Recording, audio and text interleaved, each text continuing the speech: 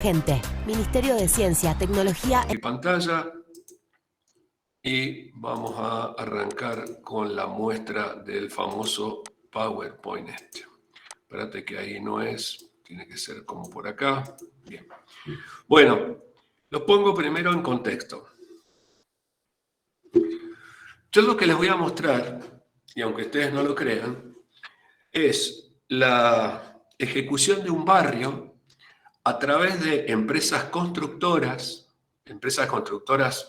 inscritas, certificadas, con personal en blanco, cuya tarea era ejecutar un plan de viviendas. Hay dos planes en realidad, lo que vamos a ver son dos planes diferentes dentro del mismo sitio, pero que indefectiblemente cometían errores por... Bueno, ahí está, ¿ven? Están llamando gente que quiere entrar, vamos a darle. Bueno, perdón de vuelta. Siempre les pido puntualidad para esto, para que el resto no se moleste. Y esto que les estoy mostrando, en principio, son detalles, también los sigo poniendo en contexto. Mi función acá era la de inspector de obra del IPB, del Instituto Provincial de la Vivienda. Estas obras están ejecutadas en la provincia de Mendoza. Estas obras ya, bueno, obviamente fueron terminadas, entregadas hace mucho tiempo, pero siempre me quedó el recuerdo de aquella vez que hice esta inspección en esta construcción masiva de viviendas, de la cantidad de errores y acumulativos que tenían en cada una de las repeticiones de cada unidad funcional. Bueno, la primera, cuando trabajamos con esto pasa cuando trabajamos con un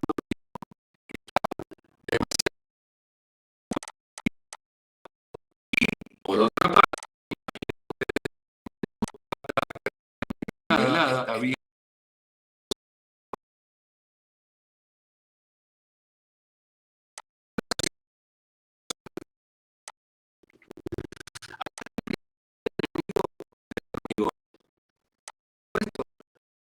fíjense que este hormigón que venía elaborado y siempre tenía, entre comillas, ablandarlo. Y el hormigón, una vez que el cemento tomó la cantidad de agua necesaria, no se puede ablandar, porque el proceso de endurecimiento de fragüe va a continuar. Por lo cual, lo único que están haciendo es agregarle agua que luego se va a evaporar y va a quedar un hormigón con menos resistencia y mucho más poroso. No obstante, esa foto que les muestro por este balde y por este operario que está mezclando con un poco más de agua, fíjense lo que yo planteaba de orden y limpieza en una obra que no existe. En realidad, esto parece un campo minado donde han estallado minas, bombas, porque está por todas partes escombros, excavaciones, tierra acumulada. Otra de las tareas que tenemos que cumplir nosotros como directores de obra es exigir el cumplimiento de las leyes de seguridad e higiene en la construcción. Fíjense que este señor que está trabajando acá, este operario, está pintando los machimbres con los que luego va a ser el entablonado de los techos de madera, y tiene guantes, tiene botines, tiene casco, pero no se está protegiendo ni las vías respiratorias ni los ojos. Eso implica decir que está incumpliendo con la normativa de seguridad e higiene. Función del director de obra, o en este caso el representante técnico, o en mi caso el inspector de obra, que no tenía por qué hacerlo, era ir a decirle, querido, ponete una máscara, ponete un barbijo, porque esto es altamente tóxico. Yo siempre digo que a veces usar un poco de ironía sirve con la gente. Entonces les preguntaba, ¿están preparando sopa de hormigón? Este hormigón que tienen acá, ya ablandado, como verán, agregándole agua, en realidad lo único que están haciendo es desagregarlo, que la piedra aparezca por un lado y que luego la pasta de cemento y la arena por otro. Ese hormigón, que una vez que se descarga del camión se tiene que utilizar inmediatamente, lo querían, entre comillas, vuelvo a decir, ablandar echándole agua. Y eso no es posible. Esta foto tiene varias conclusiones. La primera, Fíjense que cuando llenamos columnas de forma completa, o sea, desde el arranque hasta la vinculación con la viga superior, suele pasar que los operarios, por una cuestión de que entre mejor el hormigón, lo hacen mucho más licuado, mucho más chirle, mucho más diluido con agua. Aquello que estoy diciéndoles desde hace un ratito, meterle mucha agua. Eso hace que cuando el hormigón empieza a fraguar, se empiece a compactar per se y en algunos puntos puede llegar a quedar apoyado en los estribos y entonces queda separado. ¿Qué pasa cuando queda separado? Y evidentemente no tiene continuidad. Acá hay una junta fría, una junta constructiva. ¿Y esto cuándo se van a enterar? Cuando sacan recién que saquen el encofrado y ahí se dan cuenta. Pero claro, si vos no te das cuenta a tiempo, acá van a venir, lo van a revocar con revoque antisísmico, como digo yo siempre, también irónicamente, y vos no te vas a enterar que esta columna no tiene continuidad. Otra cuestión a tener en cuenta es que la madera que se utiliza tiene una propiedad que es la higroscopía, que es que retiene humedad mucho más que cualquier otro tipo de material. Por lo cual deberíamos dejar los encofrados de madera al menos 3, 4 días y no mojar el hormigón directamente, sino mojar la madera para que le transfiera esa humedad para que el proceso de endurecimiento y de fragüe sea el correcto. ¿Por qué sacan generalmente las maderas? Bueno, porque los operarios, las constructoras, las empresitas tienen poca madera y entonces van sacando, según ellos, para que se seque rápido, pero en la práctica es porque no tienen más madera para seguir encofrando. La idea es dejarlo. Y recuerden siempre que los primeros 7 días son los cruciales en el endurecimiento y fragüe del hormigón.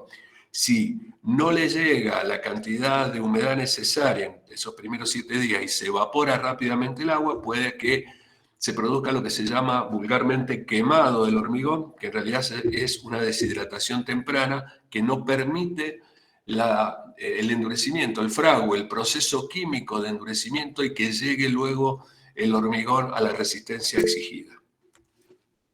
Bueno, por acá lo mismo. Fíjense que a donde bajaban hormigón había un balde con agua. Por otro lado, el orden y limpieza de la obra sigue siendo una ausencia importante. Muchas veces cuando leemos, María Luz dice, ¿cuántos días dejar el encofrado? En el caso anterior, columna, ¿cuál sería la mejor solución? La mejor solución ahí, en ese caso, ya no va a quedar otra más que o le haces un grout cementicio o la hacer picar y hacer de vuelta, cosa que no correspondería hacer, pero bueno, hay que hacerlo. ¿Y cuántos días? Acordate que 7 días es el tiempo lógico de endurecimiento. Alcanza entre el 70 y el 80% la resistencia característica del hormigón los primeros 7 días. Si lo pudieras dejar los 7 días, mejor. Los pliegos de especificaciones a veces están realmente mal redactados por el famoso control E, control C, control V corta, y entonces van copiando y pegando. Y hay cosas que están mal hechas. Por ejemplo, en este caso se han atado todas las correas o los tirantes directamente con pelos que se dejaron desde la viga de encadenado superior. Ahora, lo ataron, literalmente están atados. Fíjense que hay un nudo ahí arriba donde aparece atado con los alambres de 4,2 alambres dulces. Y luego, para terminarlo, hacen este trabajo. Y este trabajo de el cerrado entre partes, evidentemente, además está mal hecho, porque fíjense que ni siquiera hay una traba de los ladrillos, está calzado como se pueda. ¿Qué va a producir esto a futuro? Que alrededor del encuentro entre mampostería y cada uno de estos tirantes se va a fisurar, porque la madera, que es un material orgánico, va a dilatar y contraer dependiendo de las condiciones ambientales, y la mampostería, por más que la revoquemos y le demos una buena terminación para que no se note esto, perdón, está entrando alguien, le vamos a poner en evidencia o la vamos a poner en evidencia. Georgina, qué tarde, Georgina, ya empezamos, Georgina. Bueno, la cuestión es que lo cerraron de esta manera. ¿Qué va a pasar? Que una vez que por más que lo revoquen, esta tirantería va a fisurar en el perímetro de la madera, en el encuentro entre la madera y la mampostería. ¿Qué debió hacerse?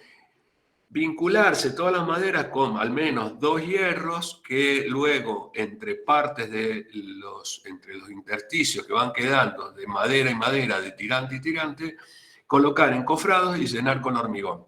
¿Por qué no lo hacen? Porque tienen que cortar mucha madera, y eso de cortar madera a ellos les molesta, porque es madera que después no pueden volver a utilizar. Cuando trabajamos con arenas muy sucias, y esto es muy importante, con arenas que tienen mucho polvo o que tienen tierra, puede generarse este tipo de fisuramientos, que son fisuramientos por retracción plástica. Evidentemente también tienen mucho exceso de agua. Esto ya, una vez que lo encontramos así, no queda otra más que sellarlo con algún enduido o algún producto para exteriores. Pero para que esto no se produzca, lo que hay que hacer es lavar arenas. Lavar arenas significa poner la arena arriba de un tamiz, de una zaranda, echarle agua para que toda la tierra, el polvo y la granulometría muy pequeña filtre por ahí, y después podemos utilizar como arena gruesa o como arena fina, dependiendo del grado del tamiz, para que no se produzca este tipo de microfisuramientos. Fíjense que son fisuramientos de forma de pata de gallo. Cuando digo pata de gallo, no son las patas de gallo de los ojos, sino la pata del gallo, del animal. Se van abriendo en tres partes. ¿Ven? Se abren en tres, se abren en tres, se abren en tres. Bueno, eso es retracción plástica. Exceso de agua, arenas con mucho polvo y a veces exceso de material ligante, cemento. Una vez, un albañil que yo tenía hace mucho tiempo atrás, hace como 20 años, me dijo: arquitecto, primero la media y después el zapato. Y yo me quedé mirándolo, como seguramente ustedes estarán pensando ahora qué querrá decir este muchacho. Bueno, ¿qué me quiso decir con eso? Que hay una cronología en la obra que yo tengo que seguir. Yo no puedo empezar a hacer la obra fina cuando no terminé la obra gruesa. No puedo empezar, voy a hacer una barbaridad, no puedo empezar a hacer el techo si no hice los cimientos. Bueno, ¿qué pasa acá? Fíjense que esta es la columna de la base del tanque, que no está llena, no la han completado, pero ya habían terminado de colocar el techo, le habían pegado membrana y tenían que pasar estos caños porque no estaba la acometida al tanque. Entonces rompieron la membrana, picaron por acá, esto se llenó de escombros y lo más probable es que después vayan y pongan el encofrado, llenen, y esta junta que no limpiaron va a pasar a ser una junta fría, una junta constructiva, y evidentemente que este sector puede ser un punto de ingreso de agua en el caso de una lluvia. También, y depende mucho del pliego de especificaciones, hay que ver no solo la cronología de la obra, sino en qué momento entra el personal que hace instalaciones para evitar que se produzcan daños a lo que ya está ejecutado. Fíjense que este techo de madera, que ya le pegaron membrana asfáltica con aluminio, cosa que no es necesario en un techo de membrana asfáltica, con un techo de madera ponerle aluminio, porque sobre esto el aluminio no tiene ninguna función. Pero bueno, más allá de esto, fíjense que ya está en un montón de lugares emparchada. Miren, parche, parche, parche, parche, parche, parche por todas partes. Y no obstante eso, cuando subieron a poner las cañerías de electricidad, han roto en varios lugares más que lo van a volver a emparchar. Bueno, acá falta gestión del director de obra, de explicarles: miren, cuando suban los instaladores van a tener que pisar sobre tablones, no sobre la membrana, porque si no pueden romper la membrana que ya estaba colocada y estaba pegada, y evidentemente acá va a haber que hacer una reparación, y hasta que no se pruebe que no filtra agua tampoco se puede dar un final de obra. Esto fue lo que les mostré el otro día con respecto a la densidad de hierros, y que cuando se está trabajando a veces no se cumple con las normativas. Y si no la vamos a cumplir, bueno, no la hagamos. Vean acá hay unos ganchos, acá los hierros de la columna pasan de largo para arriba, o sea que no se cumple lo de los 60 diámetros de empalme entre partes. Y esto lo han hecho porque en realidad iban a hacer acá una especie de ménsula, que ahora sigue. Fíjense la calidad del hormigón, el hormigón todo poroso, otra vez por haberlo ablandado, entre comillas. Vuelvo a decirlo de ablandado, porque en realidad no lo ablandan, lo que hacen es agregarle agua para que se pueda colocar mejor. Pero después, cuando evapora el agua, queda toda esta porosidad y queda todos estos nidos de abejas. Y esto lo habían puesto para poder hacer, para estirar y hacer esta especie de ménsula con la cual después van a apoyar un tirante que es de un alero. Ahora, una vez que tuvieron el hormigón terminado, lo que hicieron fue romper el hormigón para poder vincular esto. Bueno, totalmente un contrasentido. Todo hormigón que esté terminado, endurecido, ya fraguado, no se rompe, salvo que sea para demolerlo definitivamente. Pero no para vincular luego otra pieza porque me olvidé de vincularla. Esto es parte de la gestión del profesional, del director de obra. Bueno, fíjense cómo va quedando, lo mismo, esta es una foto anterior a esta, pero fíjense cómo fue quedando el hormigón, todo con porosidad, con nidos de abeja, con oquedades, que claro, después venimos con revoque antisísmico, como digo siempre, y no se nota. Esto pasa igual, esta es la viga que les mostraba recién, a partir de la cual después ataban en estos pelos las correas de madera. Los estribos todos expuestos, después como revocan no se nota.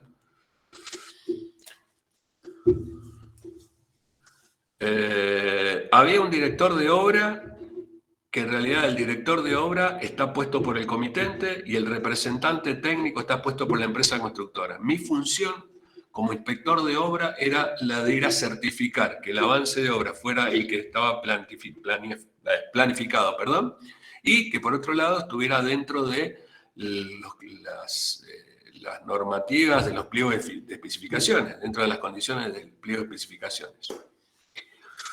¿Qué pasa cuando tenemos que acopiar material? Hay un límite para todo acopio.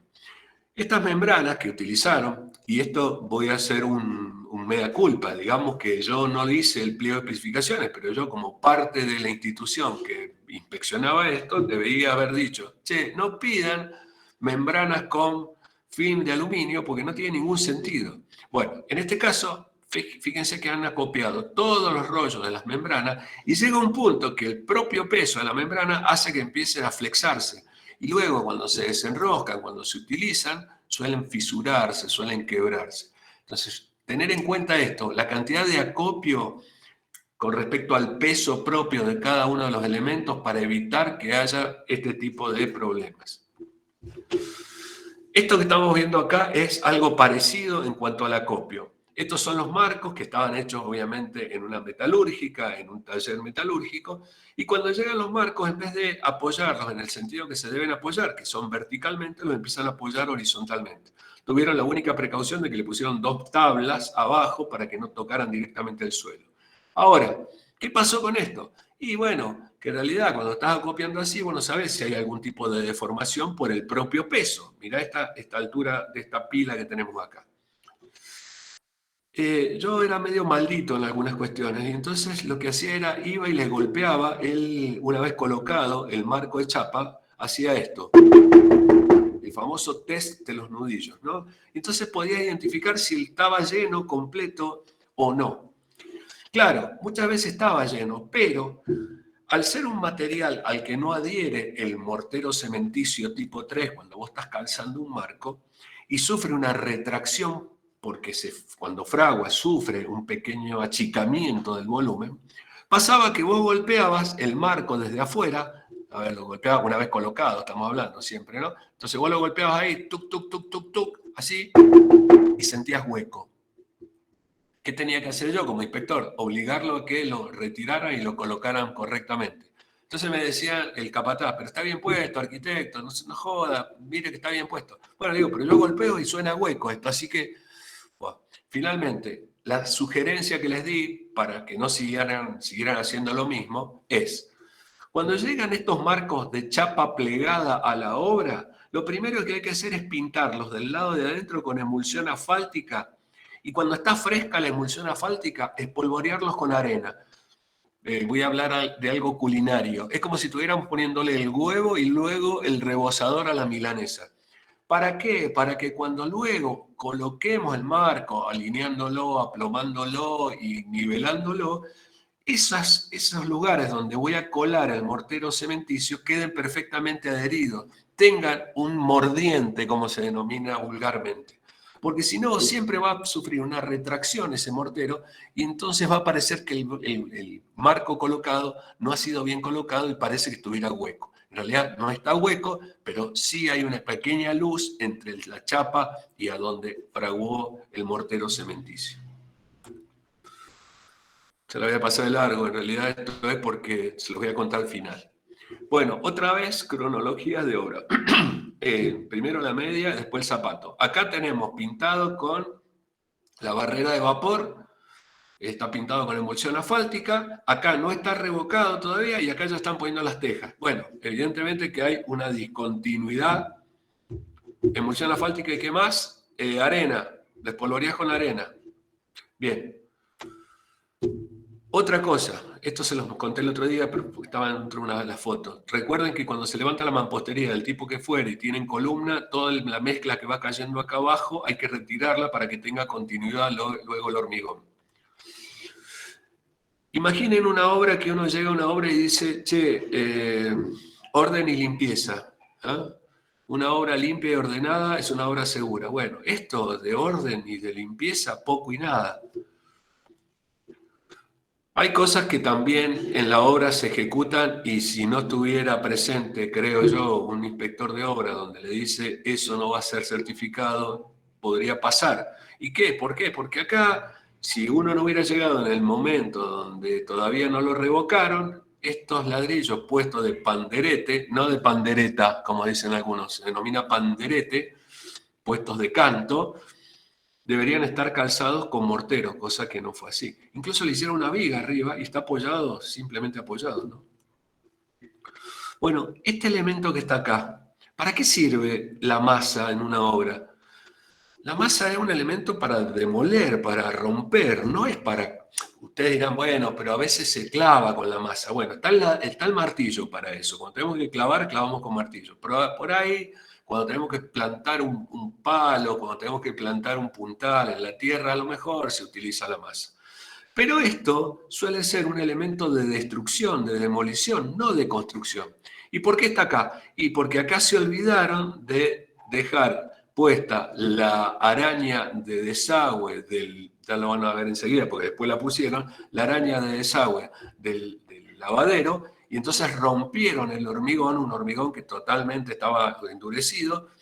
¿Y para qué? Para poder poner acá esto que les voy a mostrar ahora. Entonces pusieron ahí la araña de desagüe del lavadero que después iba a la cámara de inspección. Bueno, esto es una cuestión de gestión de obra. Vos tenés que planificar para que no pase esto. Esto lo haces primero con hacer las instalaciones o de última, dejás sin romper, sin hormigonar el espacio, ponés las instalaciones y después hormigonar. Pero no hacer todo el hormigón y después romper. Es un contrasentido, un despropósito. Otra vez, seguridad e higiene en la obra. No se puede estar a menos de 1,5 metros en una máquina en movimiento, y más cuando es una pala cargadora. Si acá te traen material, la pala, que es una pala rebatible, tendría que estar descargándole ahí el hormigón. Fíjense que tiene un plástico ahí abajo, o sea que le está trayendo hormigón elaborado ahí. Que acá está el camión, lo ha bajado y lo está llevando ahí. Bueno, ¿cómo lo está bajando? Con una pala. Vamos a suponer que a este muchacho se le suelta el embrague y se lo lleva puesto a este otro que está bajando con la pala. Bueno, el responsable solidario por el accidente no solamente va a ser el contratista de la obra, sino el director de obra, en este caso el representante técnico. Van a ver que en esta secuencia de imágenes que les voy a mostrar hay como una especie de tendencia a ser equilibristas de los muchachos que están trabajando en la obra, ¿no? Esto dicho con mucha ironía y mucha gracia. Este muchacho que está acá arriba está doblando los caños, que son caños de hierro, los caños de luz, para luego colocarlos ahí arriba. Parece que estuviera haciendo equilibrio, pero en realidad está doblando los caños. Ven que tienen ahí una especie de muy primitivo dobladora de caños, pero en realidad la foto no era para mostrar esto, es para mostrar esto que está acá. Esta escalera, que no está homologada, es una escalera hecha en obra, no se puede utilizar en una obra, y más en una obra oficial como era esta. Por dos razones. Primero, porque no es una escalera homologada. Y la segunda razón, porque debe superar al menos 1 metro el nivel de acceso, para que la persona que quiera subir o bajar pueda tener de dónde tomarse, de dónde asirse para poder bajar o subir. Pero imagínense que si esta no sirve, miren esta que está acá atrás, mucho más cortita. Bueno, evidentemente incumplían con toda la normativa de seguridad e higiene. Y vamos a seguir avanzando y se van a dar cuenta que había muchas cosas con las que incumplían. En la próxima clase, cuando hablemos de hormigón, el martes próximo, les voy a contar que hay una norma IRAN, que es la 1534, que habla de cómo se debe ejecutar una probeta para luego ser ensayada. Esto se lo dejo como una imagen, la vamos a ver de vuelta la semana que viene, pero de esto que está haciendo está mal. La semana que viene les cuento por qué. Hay veces que el contratista, para apurar los tiempos y para ir ganando tiempo cuando la gente no tiene mucho que hacer, le pide que vaya armando hierros, que vaya armando vigas, columnas, y vaya haciendo armaduras genéricas, ¿no? Por ejemplo, bueno, mira, armame columnas de 4 del 10 con estribos del 6 cada 15. Y entonces van armando los 12 metros del hierro del 10, le van poniendo cada 15 los estribos del 6, y pasa que después los van acopiando y empieza a generarse lo que, para los que les gusta la pesca, ahí hay un galletón, una galleta, un matete, un nudo de un montón de hierros que para poder sacarlos de acá después le va a costar más tiempo del tiempo que le llevó a armarlo. Y como si esto fuera poco, cuando uno arma genérico, después hay que empezar a desatar estribos para poder densificar a 1/5 de los apoyos. La densificación de estribos se hace en los cercanos a los apoyos para absorber los esfuerzos de corte que existen en las estructuras. Entonces, si yo voy poniendo cada 15 centímetros, lo debería poner, si lo tengo que densificar, y esto depende del cálculo, generalmente se pone a la mitad de la luz, a 7,5 centímetros. Pero bueno, imagínense que esto va a ser un trabajo doble. Primero desenredarlo de ahí, después, una vez que lo tengan, empezar a correr los estribos en los lugares que correspondan. Esto era lo que les contaba el otro día y ahora les voy a mostrar cómo termina esta historia. En este caso, sí respetaron lo de los 60 diámetros. Ven que han cruzado hierros para un lado, han cruzado hierros para el otro, pero la densidad de hierro que hay acá es tan grande que después el hormigón le ha costado entrar. Y cuando le costó entrar al hormigón quedó así. Y justamente en el lugar donde el esfuerzo de corte va a ser muy importante, porque estamos hablando de los apoyos, los nudos, el hormigón no ha podido vincular correctamente a los estribos. ¿Qué debió hacerse? Me vuelvo para atrás. Evidentemente que había que haber calculado, o bien con otra sección, columnas y vigas, para que esta densidad de hierro no sea impedimento para que pase el hormigón, o en su defecto haber calculado con hormigón con una granulometría de piedra de árido grueso más pequeña. Otra vez, sopa de hormigón. Esto es una sopa de hormigón literalmente. Este hormigón tiene un asentamiento. Este hormigón es un hormigón simple, sin ningún tipo de aditivos. Ahora, este hormigón, cuando uno lo prueba, que también lo vamos a ver en la próxima clase, en el cono de Abraham, se van a dar cuenta que tiene un asentamiento excesivo, y eso es porque los muchachos en la obra buscan hormigones autonivelantes, y esto también es irónico. ¿Por qué? Porque prefieren que sea mucho más chirle, mucho más aguado, mucho más fluido para poder colocarlo más fácilmente. Pero luego los resultados ya los vimos. Y les voy a mostrar más adelante cómo termina todo esto. Otra vez, ¿no? 2 tambores con agua, hormigón por acá sobre unos fenólicos. Pero esta foto es para otra cosa. Fíjense que estas obras se replantearon todas con caballetes. No se replanteó, como yo les dije en la primera clase, con replanteos de cerco perimetral o con corral, sino con una serie de caballetes, porque aparentemente el contratista, si bien tenía maquinaria importante, tenía poca madera para poder replantear. ¿Y qué pasó? Y bueno, el efecto que ya dijimos, que cuando va terminando la obra empiezan a saltar falsas escuadras, ángulos que no son de 90 grados y que empiezan a reparar, tratando de repararlos con revoque, aumentando el espesor de revoque para poder lograr ángulos de 90 grados para que luego, cuando pongan revestimientos o pisos, no se note. Este es un problema, pero ya de diseño constructivo. Fíjense cómo solucionaron el paso de las cañerías de ventilación, en este caso eran termotanque y cocinas, ventilaciones, cómo solucionaron este encuentro. Esto debió ser un diseño específico en el diseño que se se realizó en el estudio, cuando se presentó la documentación gráfica y el proyecto ejecutivo, y no ponerle, como llaman los muchachos en la obra, un ponchito o una pollerita de membrana asfáltica.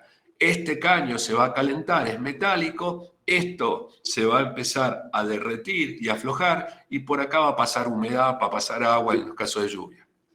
¿Qué debió hacerse? Calcularse una cinguería de paso especial colocada previamente antes de poner toda la teja, poner todo el techo, y luego pasar ese caño y sellarlo con una masilla resistente a la temperatura y a la radiación ultravioleta. Generalmente esas masillas son las masillas rojas, seguramente las han visto cuando trabaja algún gasista, algún plomero, utiliza ese tipo de masillas. Bueno, si quieren ver cosas mal hechas, acá tenemos otra cosa mal hecha. Miren este caño. Obviamente que este caño no viene así, estos caños de polipropileno con encastre O-ring no vienen curvos así, pero para evitar utilizar una pieza más y poder pasar por el costado del pozo absorbente, lo que hicieron fue torcer el caño, doblarlo, forzándolo, y miren lo que pasó. Y ahí se empieza a plegar ese caño y después nadie me asegura que no vaya a fugar agua por ahí. Bueno, en estos casos también falla el representante técnico, que en realidad el representante técnico representa a la empresa es una empresa constructora con fines comerciales, por lo cual por eso tiene que estar el director de obra y tiene que estar ahí diciendo, esto no lo podés hacer así, lo tenés que hacer de otra manera. Y yo como inspector digo, esto no se certifica, está mal hecho porque no está bien de acuerdo a lo que dicen los pliegos. Bueno, esto lo hablamos también el día que hablamos de hormigón. Si bien esto no es un pozo romano, esto va a ser la armadura de una cámara séptica, que no era una cámara séptica preelaborado de hormigón, un hormigón preelaborado, un hormigón ya preparado para esto, sino que se hacía in situ. Bueno, fíjense los separadores que le están poniendo, que son pedazos de ladrillo para que acá abajo entre el hormigón. Evidentemente que por todos estos puntos, que son ladrillos porosos, puede subir por capilaridad de humedad y puede generar algún tipo de daño, sobre todo si son suelos salinos, son suelos con muchas sales, cloruros o sulfatos. Cuando se hace acopio de material, es muy importante que el acopio de material se haga de la manera correcta para evitar, como en este caso, que por ejemplo los hierros que se van a utilizar después se embarren. Estos hierros que están acá, porque llegó un poquito después, pero este hierro que está acá, que hacía un tiempo que estaba ahí, fíjense que ya tiene una coloración parduzca, un color ya tirando amarronado, pero en realidad no es porque esté oxidado solamente, sino porque está embarrado. Claro, el momento de la utilización de estos hierros, no creo que exista alguien que venga y lo limpie hierro por hierro. Se van a utilizar así por la velocidad misma de la obra. ¿Qué debió hacerse?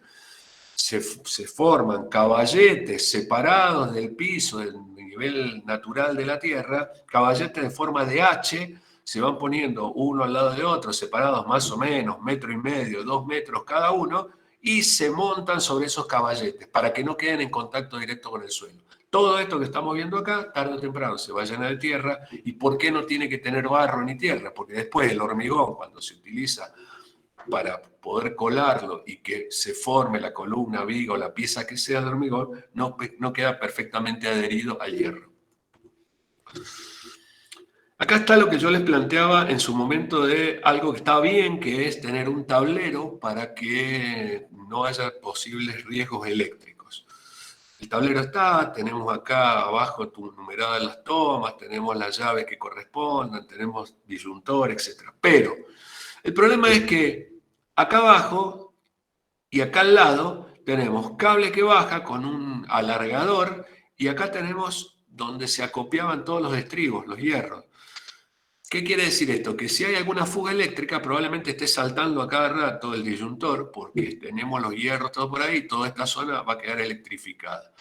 Entonces, si tenemos este tablero, vamos a proteger la vida de las personas, pero va a estar saltando a cada rato, entonces hay que alejarlo de donde tenemos posibles puestas a tierra, como por ejemplo todos los hierros de estribos que están acumulados ahí. Bueno, esto también cariñosamente e irónicamente. Esta es la primer cadena de favores que les voy a mostrar.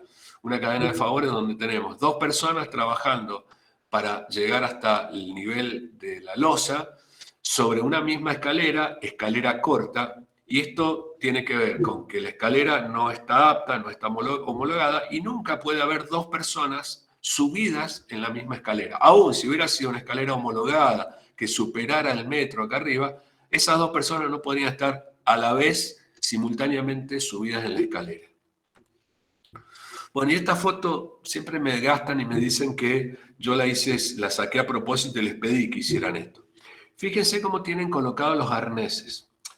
Entre otras cosas, ¿no? No está colocado el arnés como debería estar colocado en todo el cuerpo, sino que le han colocado como un cinturón nada más. Pero fíjense cómo está atado, cómo están atados. Están atados al caño de luz, y esto, los dos están igual, ¿no? Están atados al caño de luz. O sea que cualquier tipo de movimiento, de mal movimiento, un resbalón o una caída, y no solamente se iban a golpear lindo, sino que iban a arrancar todo.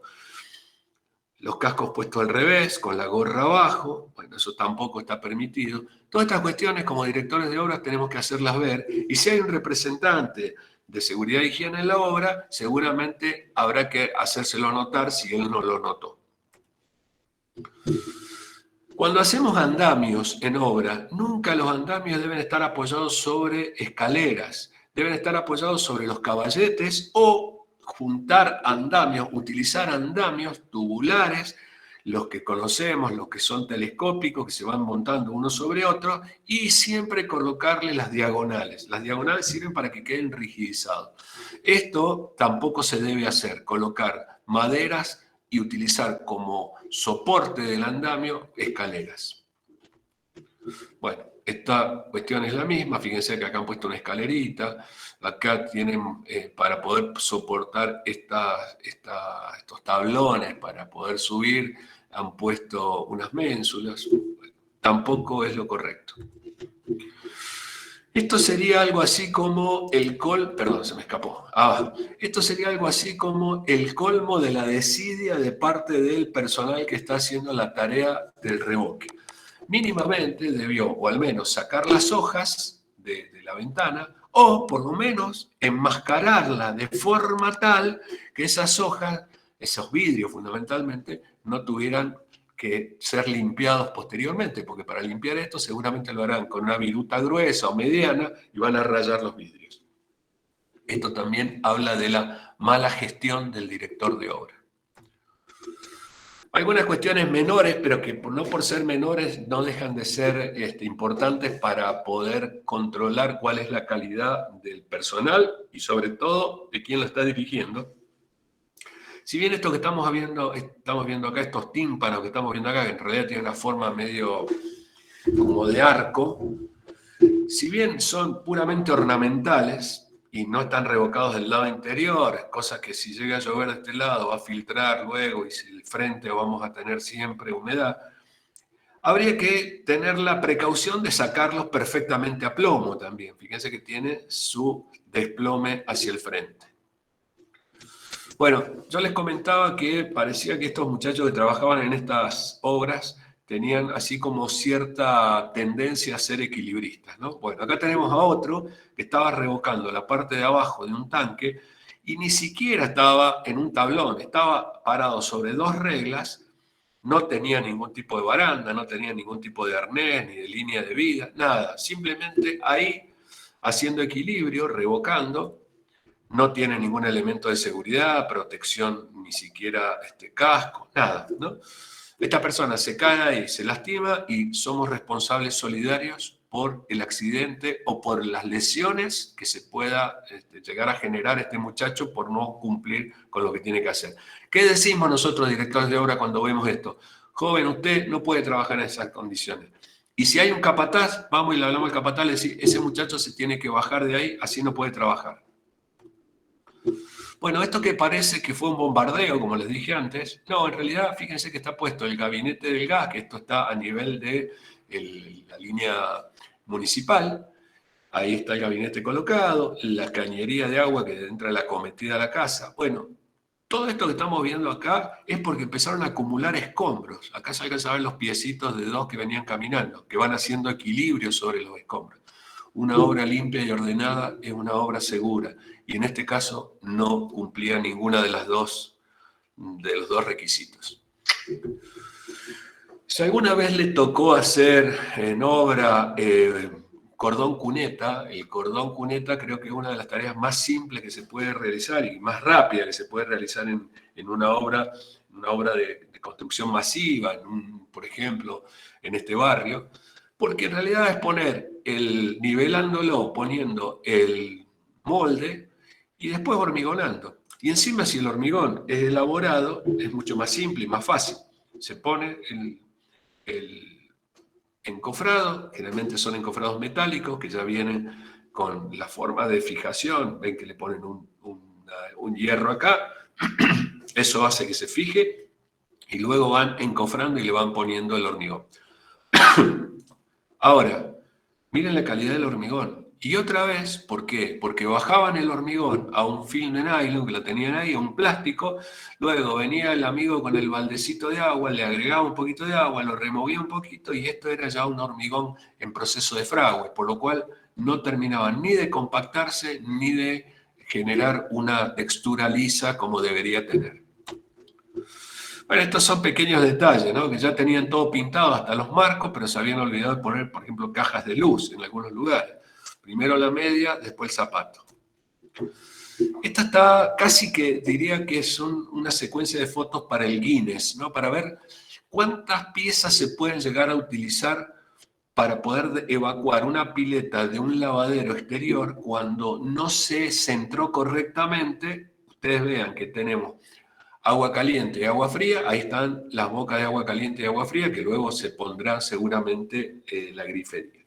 Y se supone que si yo tengo las dos colocadas a esta altura, en el centro debo tener el desagüe. Bueno, el desagüe está corrido, no está en el centro, no está centrado. Por lo cual empezaron a utilizar una serie de piezas, miren, y en este peor todavía, usaron un montón de piezas, sale más caro todas estas piezas que están por acá que haber roto de vuelta y haber colocado en el centro como correspondía el desagüe. Miren de costado una serie de piezas innecesariamente utilizadas.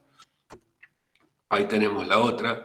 Bueno, evidentemente que el personal que llevaba a cabo la dirección de la obra o la representación en este caso, no sé si estaba todos los días en obra o si le daba el cuero para estar paseando por todas las construcciones que se hacían simultáneamente.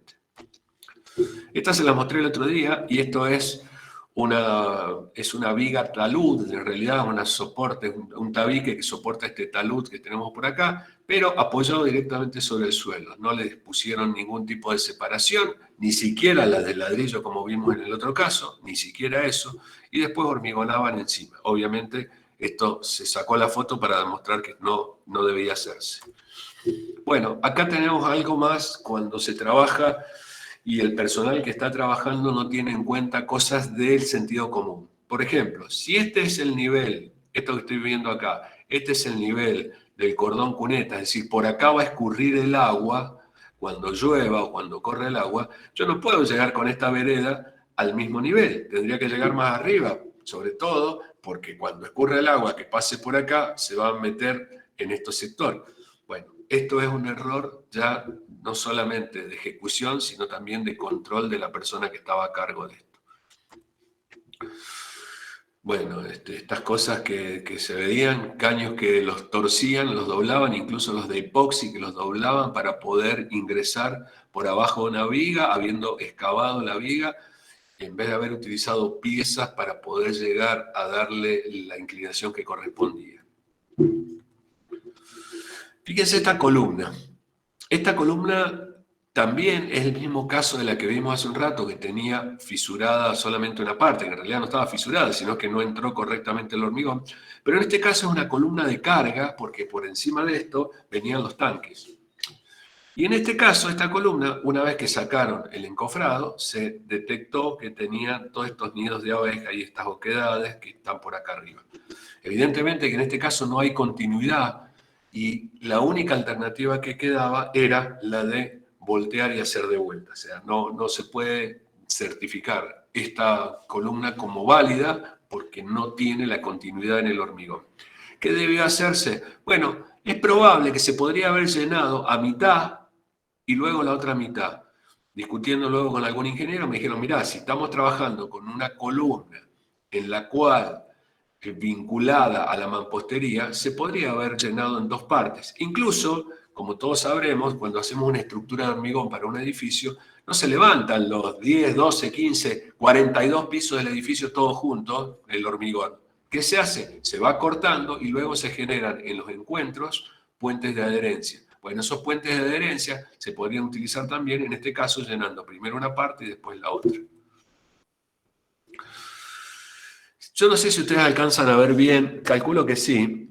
Esta es la famosa viga de Intel simplemente apoyada. Y otra vez con un poco de ironía. Fíjense que está apoyada solamente con este puntal al centro y que acá mínimamente le han hecho un par de ganchos, pero que hormigonaron solamente esta parte y no completaron para vincularla con la continuidad de la armadura de las columnas que siguen para arriba. Bueno, evidentemente esto también está no mal, sino muy mal. Esta la vimos el otro día, que les dije que no se había cumplido con... ¿Cómo sería un puente de adherencia? Se utilizan productos químicos pintando la parte endurecida del hormigón para que tenga adherencia a la parte fresca cuando se cuela el otro hormigón. Esos productos químicos hay de muchas marcas, hay de Sika, hay de Kimex, hay de, muchas marcas, Fisher. Hay muchas marcas que pues, se llaman promotores de adherencia y para hormigones son específicos. Bueno, les decía, acá no se cumplió con los empalmes de 60 diámetros como mínimo. Habíamos hablado que había una norma INA que era la 1534 y la 1535 que hablaba de las probetas. Evidentemente estas probetas están mal hechas y no solamente están mal hechas, sino que están mal curadas. Yo les voy a explicar la próxima semana. Fíjense la calidad de terminación del hormigón y esto es parte del problema que les contaba con la foto cuando ese señor las estaba preparando, las probetas. Les voy a explicar bien por qué están mal hechas. Se empalman 60 diámetros siempre los hierros para darle continuidad. No es solamente con ganchos, María Luz, sino que se empalman, se tienen que cruzar 60 diámetros. No dije 60 centímetros, sino 60 diámetros. Si tenemos un hierro del 12, son 72 centímetros. Si tenemos un hierro del 20, son 120 centímetros. Si tenemos un hierro del 8, son 48 centímetros. Se empalman, se cruzan los hierros para que tengan en los nudos vinculación muchísimo más efectiva. Bueno, y esta es la segunda cadena de favores. ¿Ven? Ya no había dos personas en la escalera. Ahora tenemos casi tres, porque este está ahí en el último peldaño prácticamente. Y fíjense que podríamos hablar de inclusión laboral en este caso. Porque el camión descargando el hormigón está descargándolo acá. Entonces lo descarga en la carretilla. De la carretilla lo sube a un balde. Ese balde se lo pasa a este otro. Ese se lo pasa a este otro. Este se lo pasa a este otro. Y este se lo revolea para llenar el tanque, la losa del tanque ahí abajo. Hubiera sido mucho más práctico, mucho más eficiente, mucho más rápido, haber puesto una manga y haber colado con la bomba ahí, o incluso con una cinta, se puede llegar a poner por la distancia que hay con una cinta transportadora para que llegue el hormigón ahí arriba. En este caso se incumplen seguridad e higiene y, por otro lado, la calidad del hormigón, pasándolo o paseándolo, mejor dicho, por todos estos lugares, seguramente no llega en el mejor estado a la losa. Esta la vimos el otro día, se las repito, ¿se acuerdan cuando teníamos fuera de replanteo una columna? No había que torcer los hierros, grinfar los hierros, sino que había que cortarlos y colocar los pelos nuevos con anclajes químicos a la viga donde arrancaba esta columna. Otra vez el tema de la densidad de hierros. La cantidad de hierros existente en algunos lugares cuando se hizo mal el cálculo. Yo no digo que se haya hecho mal el cálculo, probablemente el cálculo estructural estaba bien, Pero, y esto con perdón de los ingenieros, se lo dije la otra vez y lo repito ahora, muchos ingenieros calculan con coeficientes de seguridad directamente proporcionales a la inseguridad con la que calculan. Entonces le ponen coeficientes de seguridad como para meterle mucho hierro para estar protegidos. Bueno, yo no digo que esté mal, porque si dicen eso, los códigos, si dicen las normas, eso, está todo bien. Pero también hay que pensar que el hierro solo no va a trabajar cuando vos después tenés que poner hormigón, porque este es un trabajo que se hace conjuntamente entre el hormigón y el hierro, por eso se llama hormigón armado. Y en este caso, cuando tenemos mucha densidad de hierro, lo más probable es que queden oquedades o que no quede perfectamente confinado el hierro. ¿Qué habría que hacer? Recalcular espesores, recalcular nuevamente diámetros, probablemente poner diámetros más chicos y mayor cantidad, o al revés, diámetros más grandes y menor cantidad de hierros. Bueno, acá hay dos cosas, una que está bien y una que está mal. La que está bien es que le metieron papel de la bolsa de cemento para que cuando cuelen después el hormigón no se meta adentro y te tape la caja de luz. Lo que está mal es que está atada esa caja de luz a la armadura de este tabique. Evidentemente que si hay una fuga eléctrica, toda esta pared, todo este hormigón va a quedar electrificado. Estos son los resultados que tenemos cuando trabajamos con los hormigones quemados, con hormigones que les agregamos agua. Bueno, miren, estos son los resultados. Fíjense la calidad con la que termina el hormigón. El hormigón ya estaba en proceso de fragüe. Por más que le agregue agua, no va a absorber ese agua y no voy a volver el proceso para atrás. Es irreversible el proceso de fragüe, de endurecimiento. Entonces lo que tenemos es un hormigón quemado que luego va a aparecer así, en forma de polvo. Miren esto. Fíjense la calidad del hormigón y cómo ha quedado el hierro en algunos lugares sin cubrir. Miren esto. Y esto es realmente impresionante. Y vuelvo a ponerlos en contexto. En este caso era una obra pública de un barrio financiada a través de un municipio, gestionada por el IPB, Instituto Provincial de la Vivienda, con empresa constructora registrada, empresa constructora habilitada para hacer estos trabajos. Imagínense cuando trabajamos con la famosa cuadrilla del personal en negro y no tenemos en cuenta algunas cuestiones que hay que cumplir que no podemos obviar. Bueno, esto no solamente está mal, sino que es directamente inaceptable. Acá tenemos a otro de los equilibristas que teníamos en esta obra. Acá lo tenemos acá arriba, revocando, parado sobre un tablón que a su vez está apoyado sobre dos tambores de 200 litros acostados. ¿No les hace acordar a los equilibristas esos que están en las esquinas haciendo malabares? Bueno, esto también está mal, deberían haber colocado acá dos caballetes de andamio para poder colocar este tablón. Y también esta foto tiene que ver con otra cosa. Fíjense la continuidad de esta línea. Vean que hay flecha, o sea, hay flexión en cada uno de estos pórticos. Ahí hay un problema seguramente de encofrado o desencofrado temprano o de cálculo estructural, pero no está perfectamente nivelada horizontal, sino que tiene en cada uno de estos pórticos aparece una pequeña flecha, o sea, hay un movimiento, un momento superado, el movimiento admisible debe haber sido superado y aparece entonces ese asentamiento en el centro. Esto me sirve para explicarles algunas cosas con respecto a los revestimientos que hablamos el otro día. Cuando estemos por revestir, tanto sea piso como pared, es la última oportunidad que tenemos para replantear si tenemos ángulos correctos a 90 grados, sobre todo en planta, y si los plomos son correctos. ¿Por qué? Porque todavía tenemos una pequeña chance de aumentar la cantidad de revoque, por ejemplo, para poder escuadrar bien o aplomar correctamente. La otra cosa que hay que hacer cuando vamos a revestir o vamos a colocar pisos es replanteo a partir de dónde arranco y a dónde termino, para ver si tengo que esconder los cortes en algún punto, si me van a quedar cortes muy pequeños, si puedo disponer de un replanteo arrancando no de las esquinas, sino del centro para que queden los cortes en otros lugares. Bueno, todo esto lo tiene que hacer el director de obra. Y en esta foto específica les quiero mostrar esto que pasa acá abajo. Miren ahí, esa junta. Esa junta empieza en 0, o sea, aparentemente la junta está bien, pero después se empieza a abrir y empieza a aparecer un cortecito. Y ese cortecito se va agrandando. Bueno, acá la foto queda cortada.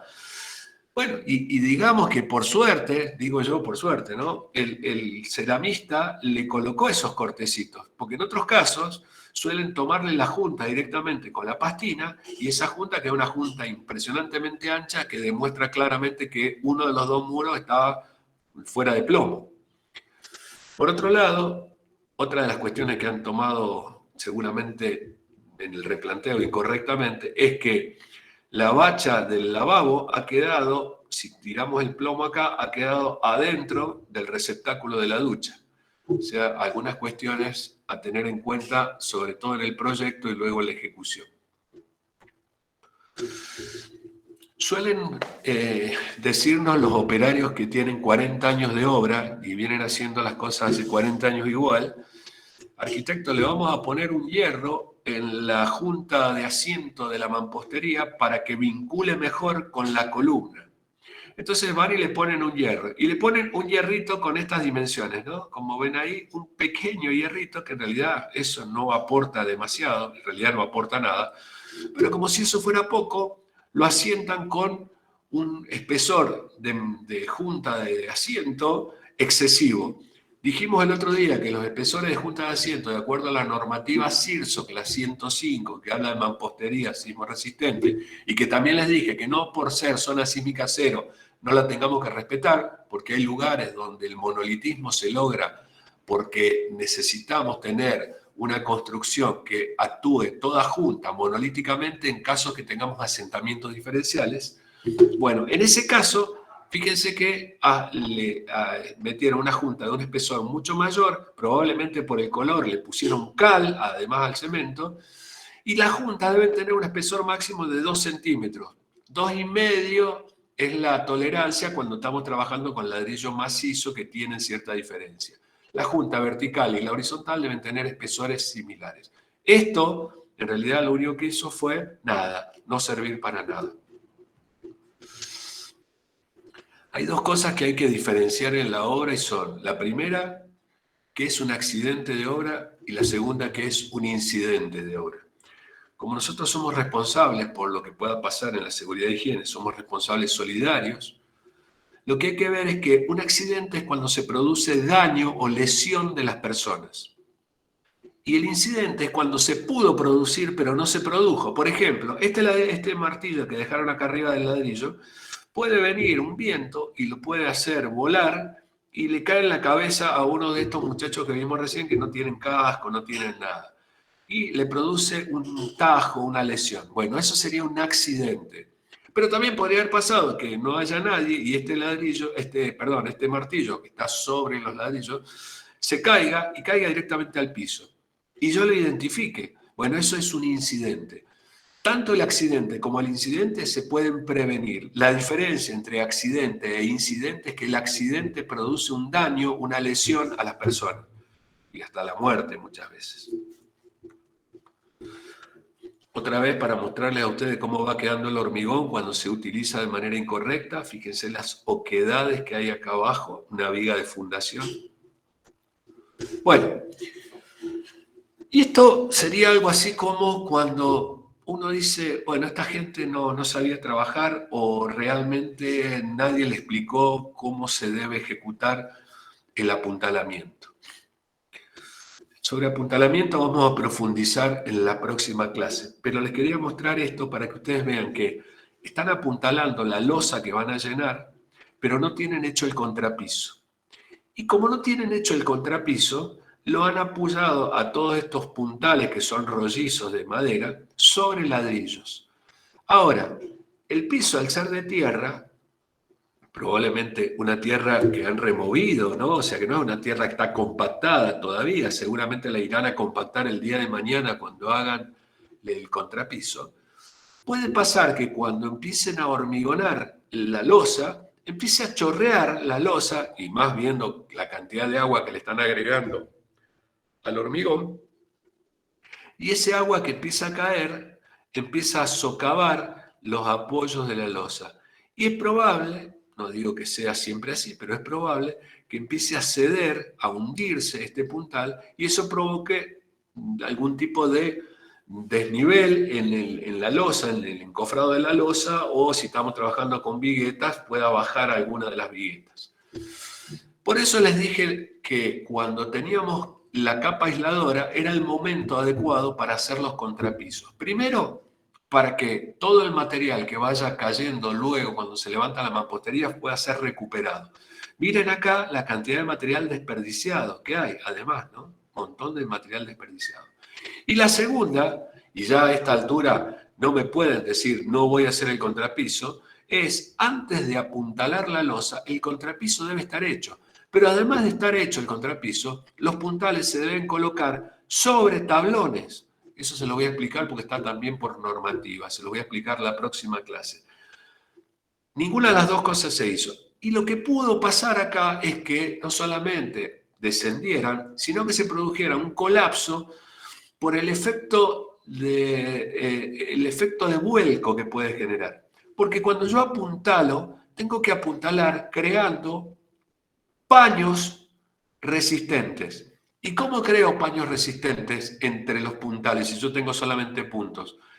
Poniendo lo que se denominan las cruces de San Andrés, diagonales, clavadas, en este caso, cuando estamos trabajando con puntales de madera, clavadas, cosa que genere, ustedes saben que el triángulo es la única figura geométrica indeformable, por lo que si yo pongo diagonales clavadas, voy a generar un plano resistente en un sentido y diagonales clavadas en el otro sentido, voy a tener al menos dos planos resistentes.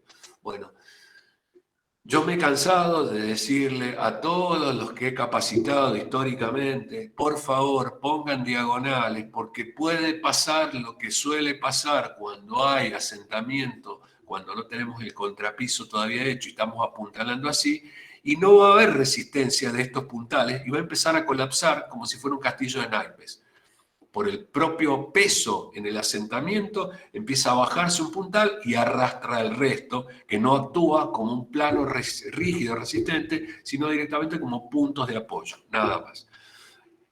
Para cerrar esta historia del apuntalamiento de losas, es fundamental entonces que antes de hacer la losa, mínimamente tengamos el contrapiso hecho. Es la última oportunidad. Si no lo hicimos antes, es la última oportunidad para apuntalar. Otro de los errores muy comunes es permitir que los instaladores ingresen a hacer la canalización correspondiente a todo el tipo de instalaciones de agua, de gas, eléctrica, cuando todavía no tenemos perfectamente identificado cuáles son los plomos de la pared. ¿Cómo identificamos los plomos? ¿Se acuerdan que les dijimos la otra vez? Con bulines o bolines, como es el verdadero término, que me identifiquen a mí cuál es el plomo final que va a tener esa pared, porque la pared puede estar de alguna manera con algún desplome. Cuando vengo con la plomada y tomo el plomo correcto, puedo saber cuál va a ser el plomo definitivo de la pared. Bueno, en este caso, que hicieron la instalación, canalización y colocación de las instalaciones con la pared pelada, después vinieron, hicieron el revoque y se dieron cuenta que todo esto quedaba por debajo de luego lo que vamos a tener de revestimiento. Bueno, ustedes dirán, bueno, pero el agua le puedo poner unas extensiones, al gas también, pero ¿y qué hago con las llaves de paso de gas? ¿Cómo hago después cuando le pongo el revestimiento encima? ¿Qué le hago? ¿Le hago un cortecito así, un cuarto de media luna, un cuarto de círculo para que pueda girar esto? Bueno, recomendación. Antes de que entren los instaladores deben estar hechas las fajas del revoque. Las fajas me dan a mí el plomo final que va a tener esa pared y de esa manera también voy a picar la pared lo menos posible. Voy a canaletear el muro resistente lo menos posible. Nunca se suelda sobre un hierro de construcción, salvo que sea un hierro específicamente soldable. Y los hierros soldables tienen una S al final, en la estampa que tienen de la nomenclatura, tienen una S al final. Si no tienen esa S, no es un hierro soldable. Si ustedes sueldan un hierro, le van a cambiar la tensión admisible al hierro. Y si le cambian la tensión admisible, ese hierro no va a funcionar en un hormigón armado. Esto que están viendo acá, que le pegaron un punto de soldadura, le cambió la tensión admisible acá. Y evidentemente, aparte, rompieron el hormigón para poder soldarlo. Bueno, las dos cosas son incorrectas. Esto es lo mismo que les mostraba hace un rato, mal resuelto constructivamente. Fíjense que está muy mal resuelto. Tanto se molestó al constructor para que trajera escaleras que sean no como esta que están acá, sino una homologada, que trajeron estas que tenían una extensión muchísimo más larga y en vez de escalera, lo usaban como rampalera. Van a ver cómo suben después. Ya que estamos acá en esta foto, fíjense que las fajas que han hecho de revoque, las han hecho con un mortero más rico en cemento. Y es un error, hay que hacerla con el mortero, con el mismo dosaje que luego van a hacer el resto del revoque. Porque si no, esas fajas se van a marcar luego en el enlucido, en el revoque fino, se van a marcar. Después les voy a mostrar otra foto donde aparece lo mismo. Bueno, obviamente el tambor con agua, obviamente mucho desperdicio, mucho desorden, mucha mugre. Este señor, que parece que no le hicieron la inducción correspondiente cuando estaba trabajando, no le explicaron que nunca se baja de frente por la escalera. Si bien la escalera acá supera el metro que corresponde, no, Lucas, no se puede soldar. Debe decir una S al final. ADN 420 es el hierro común, el que usamos siempre. Tiene que tener una S, una letra S al final, que quiere decir soldable. Este señor está bajando de frente, siempre se baja mirando la escalera, siempre se baja mirando el peldaño y no se agarra de los costados, se tiene que agarrar del peldaño. ¿Qué falta acá? Este señor está haciendo pozos, está haciendo las excavaciones. No hay ninguna cinta de peligro alrededor. Cualquier persona que venga, perdón, cualquier persona que venga distraída se puede caer entre un pozo. Acá siempre hay que poner cintas de peligro para identificar, separado obviamente de esos pozos, que hay una posibilidad de peligro en esos lugares. Permítame, voy a tomar un poquito de agua. Acá están terminando de pegar la membrana y como verán, han tenido la precaución, entre comillas también esto, de tener un extintor, un matafuego, y lo están pegando con el famoso soplete con gas, con fuego directo. Cosa que no se debe hacer, pero como no es cuestión de este curso, seguramente los que hicieron el curso anterior conmigo se acordarán cuando hablamos de este tema. No se debe soldar con fuego directo, se debe soldar con calor, pero no con fuego directo. Bueno, esta foto para mostrar otra vez, escalera corta, membranas acá arriba del techo soldadas con fuego, mugre, desperdicio, plata tirada en el suelo. Ni hablar acá. Y fíjense cómo se marcaron todas las fajas de revoque. Todas esas fajas de revoque están marcadas porque están hechas mucho más ricas en cemento. Y eso va a implicar que cuando le den el revoque final, luego se va a notar esas fajas. El mortero debe tener el mismo dosaje para las fajas que para el mortero de relleno entre fajas.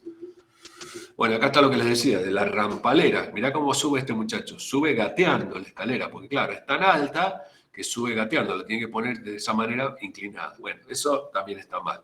Acá vemos de vuelta las fajas y ahí tienen las fajas hechas y acá están en el revoque y las fajas se notan claramente. Sigue habiendo mucho desperdicio, mucha mugre, mucha plata tirada.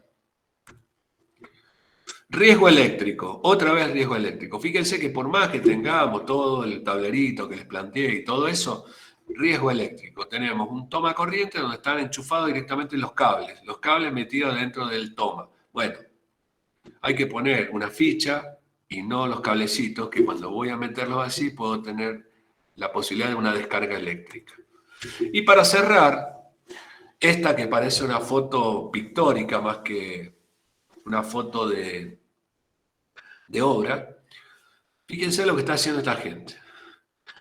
Le han puesto, por un lado, una escalera y por otro lado, un andamio, o sea, un pie de andamio para poder colocar este tablón que a su vez le han clavado una serie de maderitas para no resbalar y entonces tiene la misma pendiente que la pendiente que está revocando.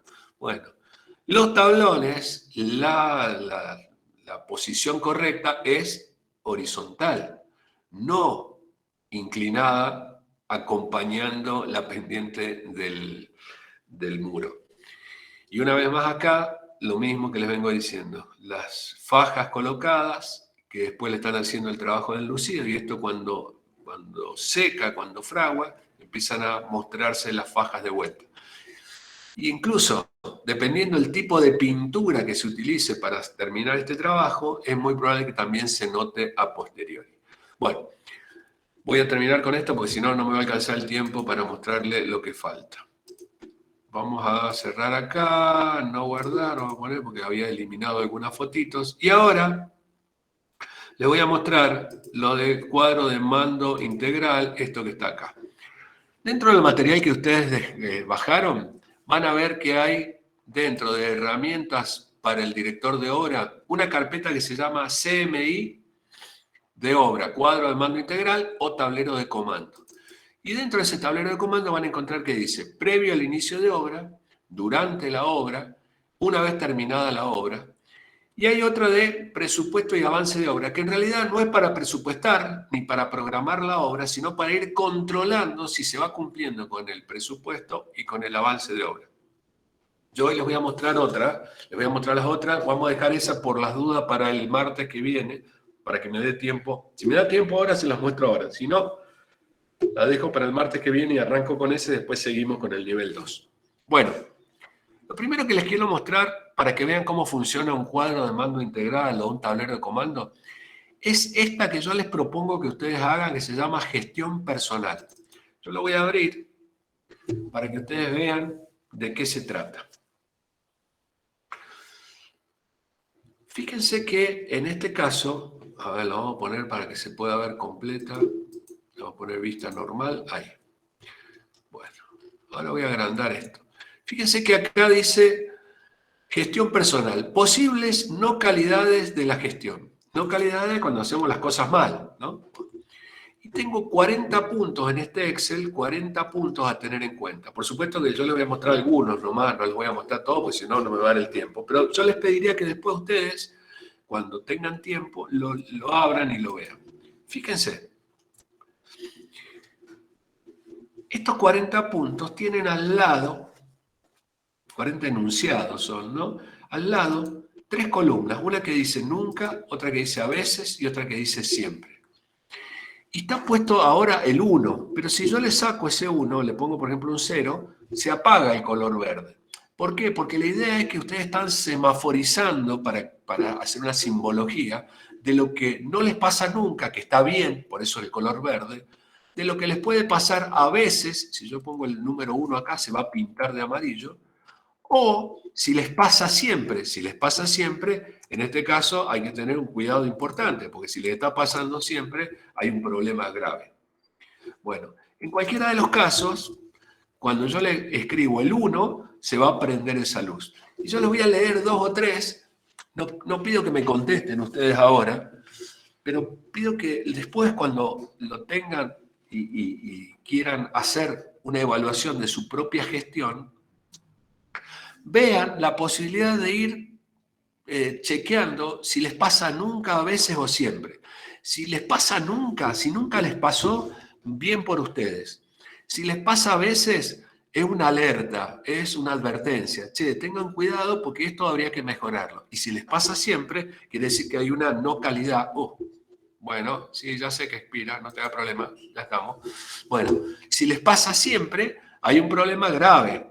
Usted está pasando por alguna cuestión. Cuando termina estos 40 puntos acá abajo, van a ver que hay un gráfico de torta y aparece la puntuación y los porcentajes. Ahora paso a explicarles cómo es la historia para que ustedes entiendan. Primera cuestión. Tiempos muertos en el trabajo por falta de materiales o información. ¿Les pasa nunca, a veces o siempre? Yo cada vez que pregunto esto me dice, bueno, me pasa a veces. Le voy a poner ahí un número 1. Se va a prender el amarillo. Falta de información para realizar la tarea. Bueno, algunos me dicen, no, nunca me pasa eso. Yo siempre estoy informado de cómo tiene que hacerse. Bueno, perfecto. Mala distribución del tiempo. Generalmente, me dicen todos, a veces. Actuar al día sin previsiones ni plan mensual de trabajo. Bueno, no, nunca. Yo estoy programando la obra y tengo un plan de trabajo. Bárbaro. Invertir tiempo en arreglar y completar cosas mal hechas por otros. Esto le suele pasar a los directores de obra cuando el proyecto no está correctamente hecho. Siempre. Entonces se va a pintar de rojo. Dedicar tiempo a solucionar problemas de otros. Bueno, no voy a poner que nunca, pero voy a poner que a veces. Esto que les voy haciendo acá es para que ustedes vean que acá abajo, no lo voy a hacer todo completo, ese gráfico de torta se va pintando y se supone que esto es dinámico. A ver, no somos perfectos y evidentemente no vamos a tener un 100% de porcentaje, pero nos va a servir a nosotros para ir controlando qué es lo que hacemos mal o qué estamos haciendo de manera errónea o qué podemos mejorar, porque de eso se trata, de mejorar.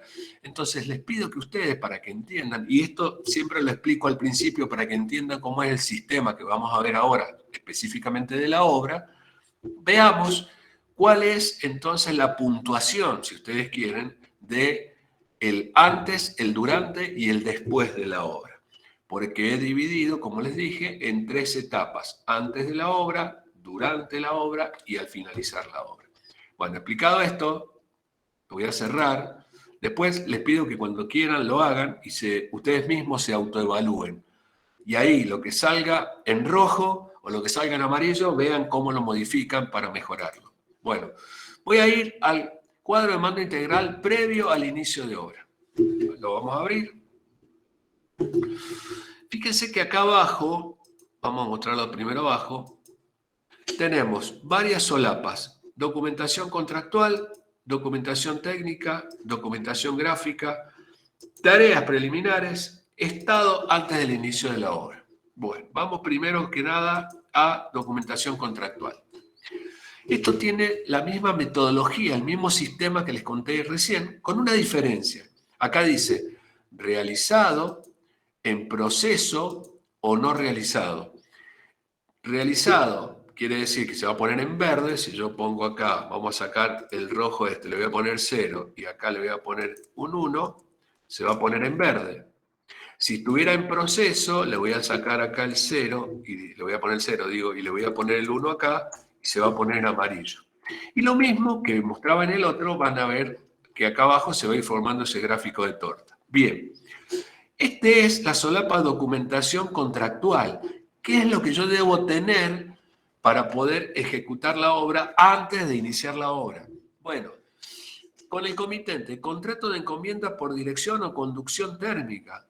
Técnica, perdón. Acta de mandato, declaración de obligaciones del comitente, nota aclaratoria de los alcances de la tarea encomendada, contrato de administración en el caso de que correspondiere. Yo dije que no es conveniente, pero bueno, algunos la quieren hacer igual, ahí está. Y algo importante, acá poner la fecha, porque al poner la fecha ustedes pueden saber en qué momento se hizo y se genera aquello que se denomina trazabilidad. Trazabilidad es, che, yo hice esto, ¿en qué momento lo hice? A ver. Y cuando estamos hablando de documentación contractual depende de nosotros, pero después cuando arranquemos con la obra se van a dar cuenta que hay muchas cosas que no dependen directamente de nosotros, sino del personal que está a cargo de la obra. Podemos saber entonces en qué momento se hizo y quizás quién es el encargado de haberlo hecho. Sigo. Con el contratista, en el caso de que seamos administradores de obra, si tenemos que hacer contratos por unidad de obra, por ajuste alzado, por coste y costas, con otros profesionales, cuando tenemos, por ejemplo, que hacer estudio de suelo y lo hace otro, o seguridad e higiene y lo hace otro, el cálculo estructural, o los demás cálculos de instalaciones. Y otros, como por ejemplo el libro de obra, el libro de órdenes de servicio, el libro de comunicación interna. Sobre la documentación técnica. En la documentación técnica, perdón que abra así, voy a tener acta de inicio de obra y acta de replanteo, que yo les comenté cuando arrancamos la obra. Si hay que pedir línea y nivel, y siempre vamos colocando acá, si se realizó, ponemos el 1 y acá sacamos y le ponemos cualquier cosa, total, solamente se va a prender si le ponemos un 1. El acta de replanteo, si le hicimos, ponemos un 1 acá y acá le vamos a poner que está realizado y acá no. Después, nivel y proceso. Mirá, he pedido, está en proceso, pero todavía no ha llegado. Bueno, está en proceso. Y como verán, Esto es dinámico. Esto no es que lo haces una vez y nunca más lo volvés a ver. No, en realidad estás chequeando, estás controlando. Es una especie de checklist, de lista de comprobación de cómo va el avance de obra en función de la cronología de los procesos. Bueno, después tenemos acá abajo plan de avance de obra, si trabajás con PERT, con GAN, con Project Manager o con algún otro. Si tenés un cómputo y un presupuesto, con un presupuesto proyectado o un post-supuesto estimado, el post-supuesto cuando tomás en cuenta algunas variables, como por ejemplo los plazos de obra, la documentación de la obra que se extendió y no se terminó en tiempo y forma, etcétera, etcétera, curvas de inversiones, etcétera, etcétera. Programa de seguridad e higiene, pliegos de especificaciones, o sea, todo lo que sea documentación técnica. También acá abajo se va a armar el gráfico de torta y te va a decir, che, estás con el 10%, solamente el 5% tenés y el resto no hiciste nada. Documentación gráfica. Cuando tenemos que presentar la documentación gráfica, será digital o en papel, pero la documentación gráfica debe existir. El layout de obra que yo les contaba que era la zonificación, plano de replanteo, arquitectura, estructura, etcétera, etcétera, etcétera. No los quiero aburrir.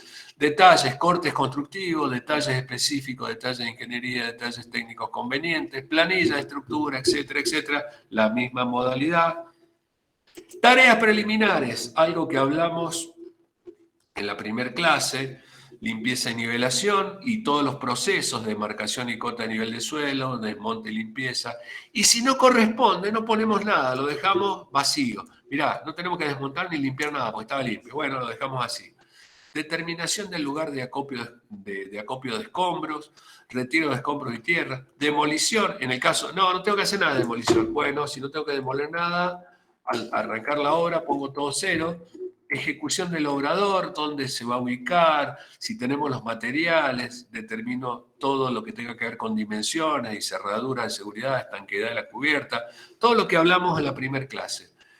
Provisión de energía eléctrica, todo lo que debemos hacer para proteger del riesgo eléctrico.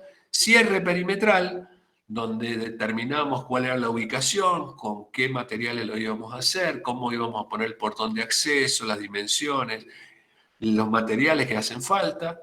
Y finalmente, provisión del baño para el personal. Acuérdense que era un baño hasta 15 operarios. Después de los 15 hay que sumar otro baño químico y en el caso de que haya más de un sexo, tenemos que poner más de un baño. Por más que haya un operario de otro sexo y tengamos 14 o 13 o 2 del sexo opuesto, hay que utilizar 2 baños. Esto está por orden, digamos que esto no se ha modificado, la ley de género no lo modificó.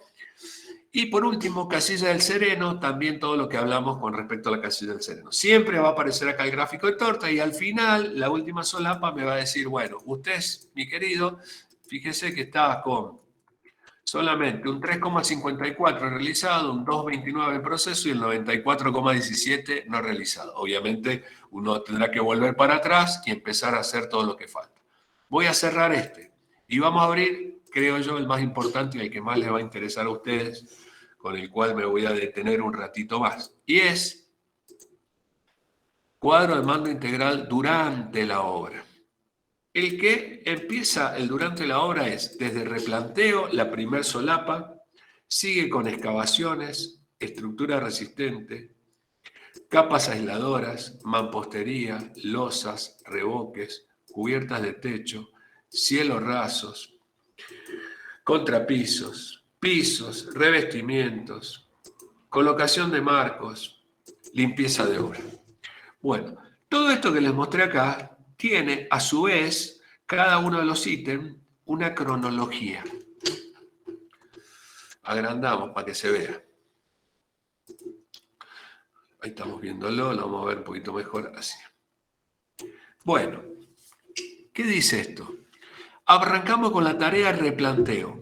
El ítem replanteo es nivelación previa, una vez más, cronológicamente cada uno de los procesos. Nivelación previa, determinación cota de referencia, materialización de la cota, verificación de ángulos de escuadra, determinación de escuadra de arranque, demarcación de la cota de nivel, demarcación y ubicación del cerco perimetral, montaje del cerco perimetral, determinación de la cota de nivel, bueno, y así todo el proceso del replanteo.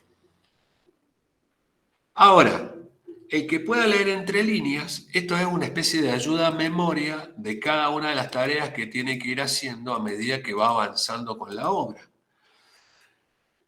Y acá seguramente va a surgir la duda de decir, che, pero yo no tengo todo el tiempo para estar metido en la obra, para hacer cada uno de estos temas y ponerle acá realizado, en proceso, no realizado. Bien.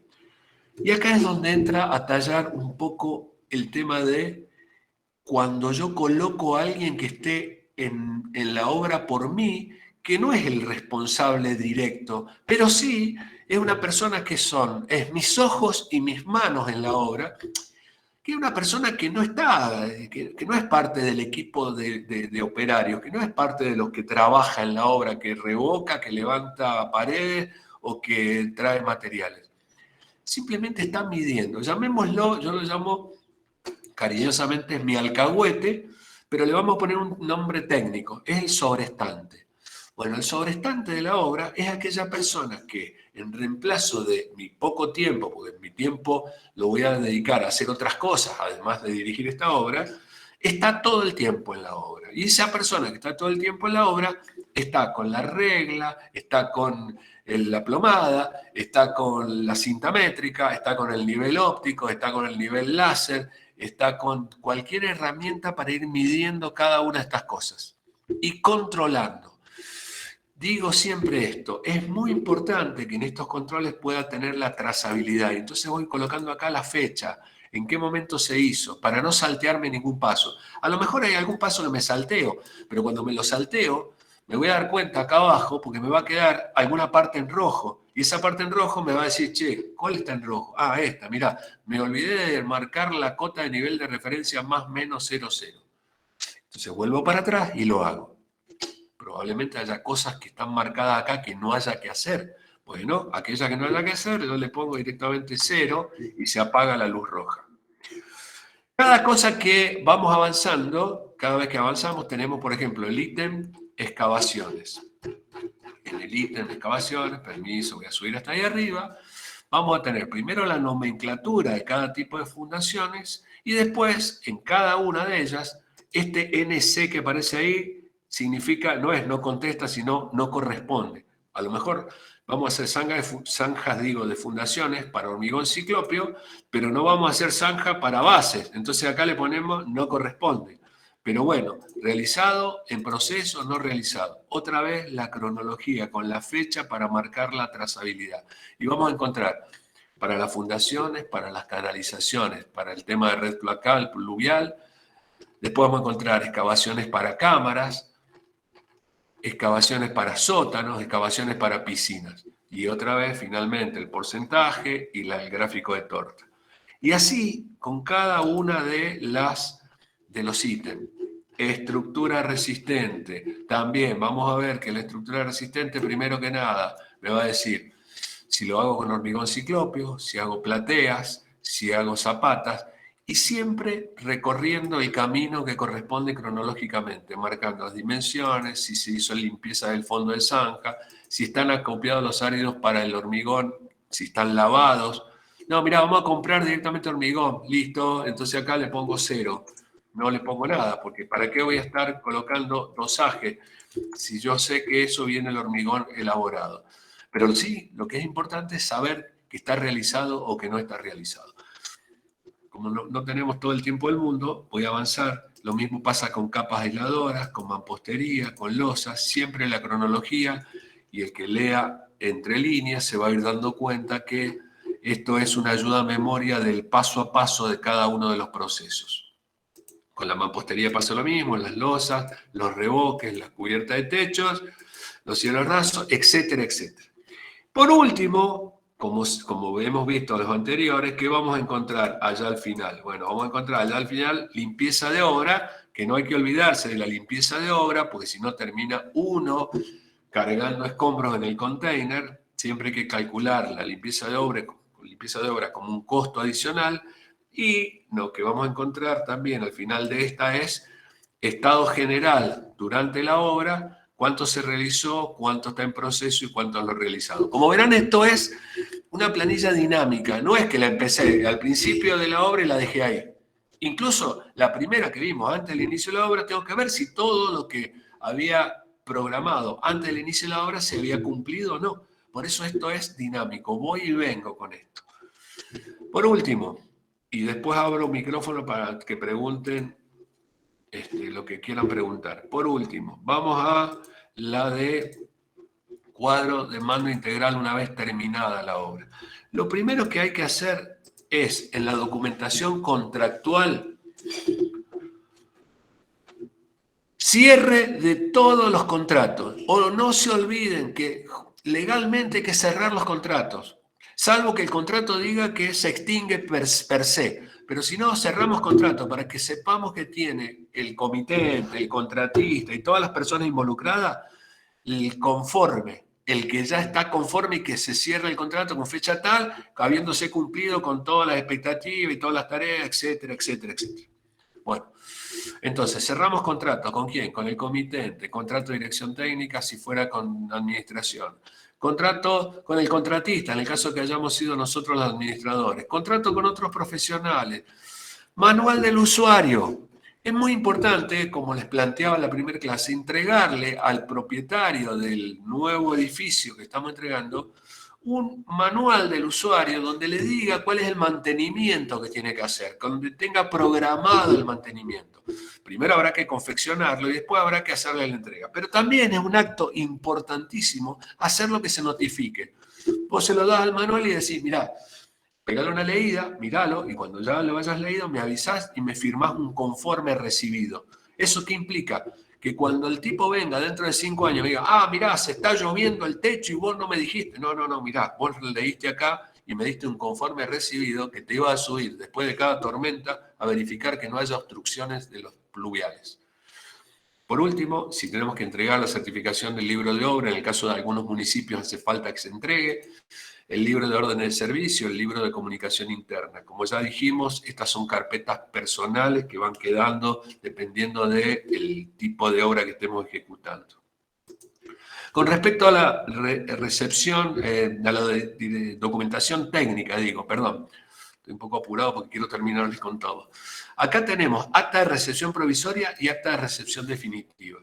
También se las agregué, por una cuestión de tiempo, le pido que la vean ustedes. El acta de recepción provisoria es, yo recibo la obra de manera provisoria y identifico si hay faltantes o cosas que reparar.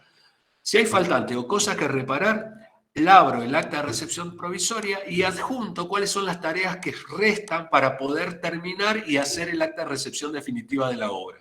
Esto es tarea del director de obra. Y ahí le doy un plazo al constructor, al contratista, para que termine lo que está faltando o lo que no.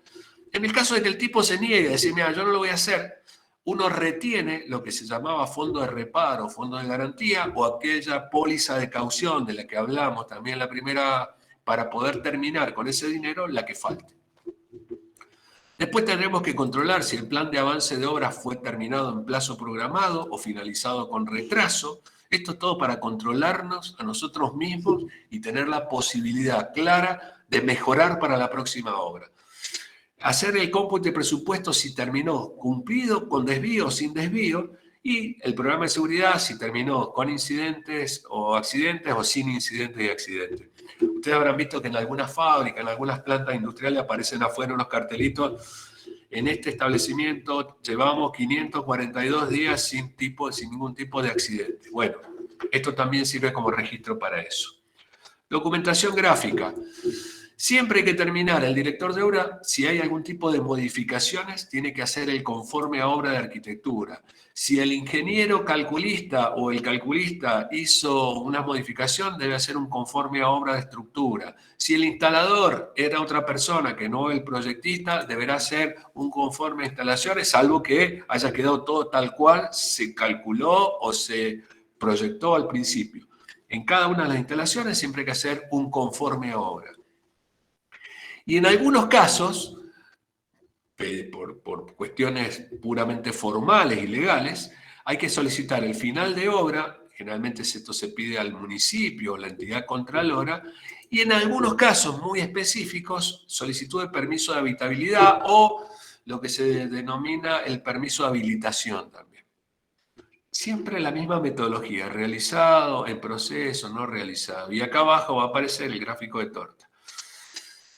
Antes de hacer la recepción definitiva, uno debe controlar todo esto, que funcione perfectamente. Yo les puse también ahí una ayuda a memoria de todas las tareas que hay que hacer antes de hacer la recepción definitiva.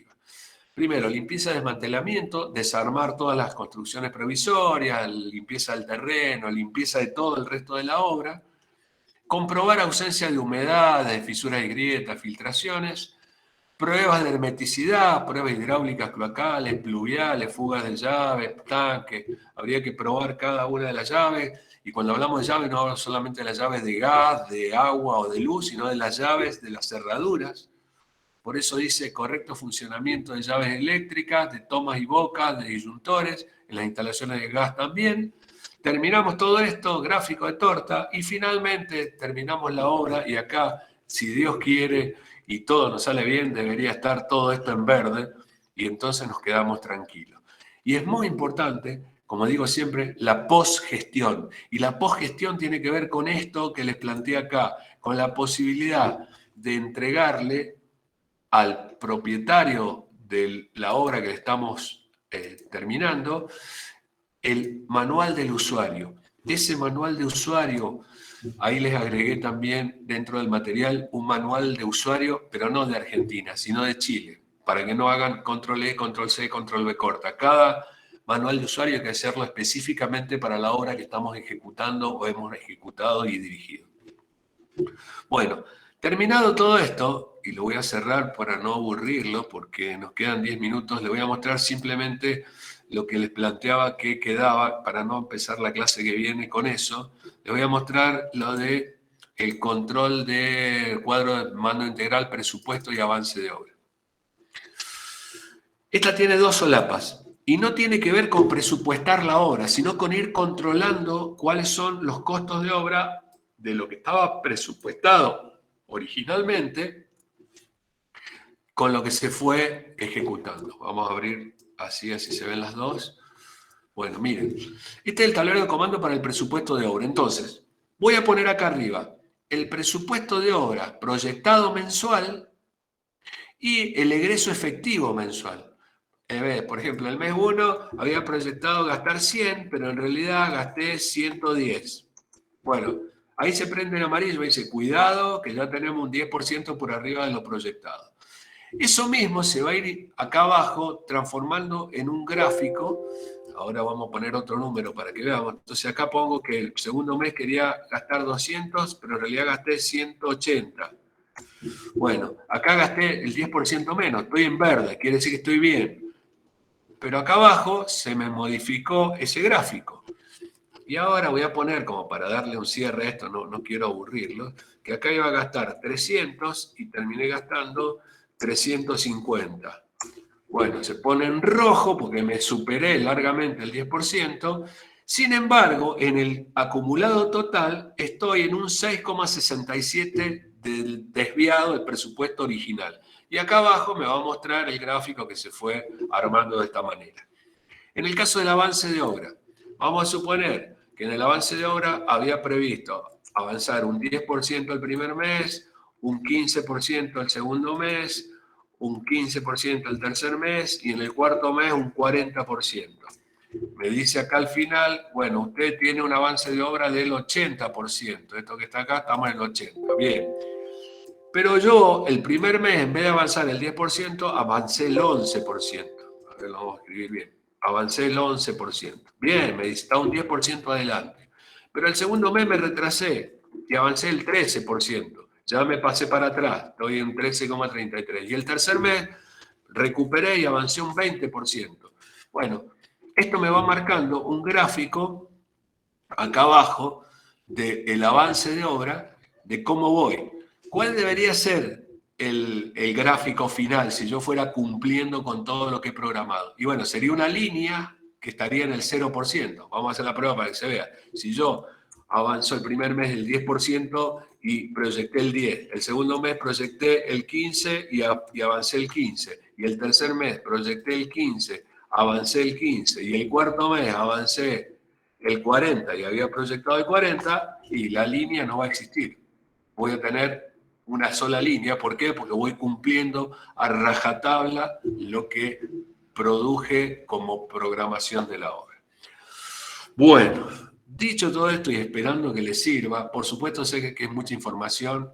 Tenemos 2 clases más después por si hay alguna duda, pero ahora voy a cerrar esto y voy a abrir cámara y micrófono para los que quieran consultar. Voy a dejar de presentar y les doy la posibilidad de que hablemos y que pregunten lo que tengan que preguntar en caso de que quede alguna duda en el día de hoy. Los escucho o los veo, no sé. Bueno, hay gente que se empezó a ir. Yo sé que juega Argentina ahora contra República Dominicana en el AmeriCup, que es el partido que me gustaría ver porque me gusta el básquet, pero no sé por qué se están yendo algunos, se están escapando sin avisar. Bueno, duda, respecto a las columnas mal replanteadas. Sí, Sabrina, decime, a ver. Si querés abrir micrófono, si tenés, y si no, escribime.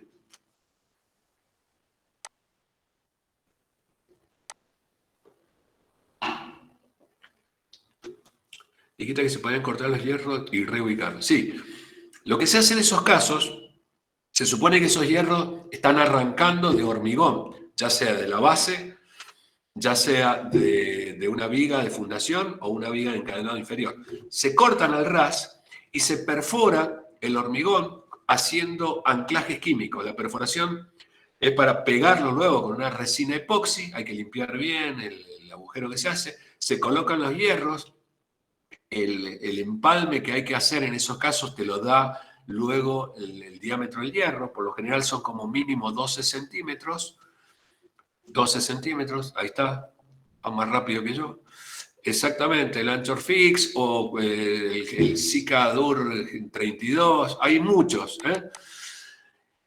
Siempre teniendo en cuenta que lo que queda empotrado, que será como mínimo 12 centímetros, pero eso también te lo va a dar el cálculo, hacia arriba tenés que dejar los 60 diámetros para poder empalmar, porque es muy difícil y muy complejo empalmar toda la tirada completa de hierro. O sea, si vos tenés una columna de 2,5 metros y tenés que empalmar 12 centímetros más, vas a tener 2,62 metros más el gancho de arriba o más los 60 diámetros de arriba. Entonces lo que se hace es dejar un pelo con 60 diámetros por encima de ese empalme, de ese anclaje, digo, y después se vincula directamente con el resto de la armadura de esa columna.